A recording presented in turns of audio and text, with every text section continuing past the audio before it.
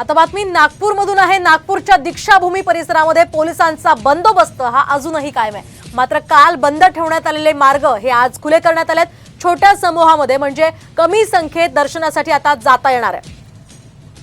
या संदर्भात आपण अधिक माहिती जाणून घेऊयात। आमचे प्रतिनिधी पराग ढोबळे हे थेट आपल्या सोबत आहेत। पराग, काय सांगाल, दीक्षाभूमी परिसरामध्ये सध्या पोलिसांचा बंदोबस्त आहे आणि काय नेमक्या सूचना आता या संदर्भात करण्यात आलेल्या आहेत?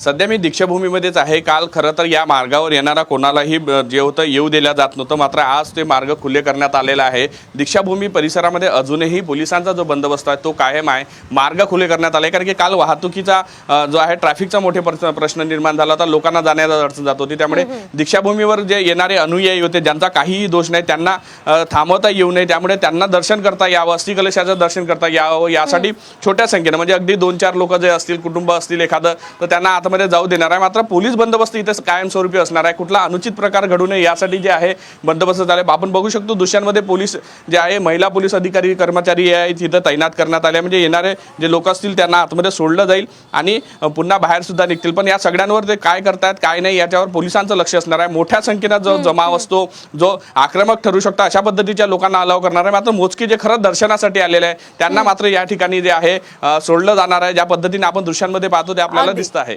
नक्कीच, धन्यवाद पराग दिलेल्या या सविस्तर माहितीसाठी।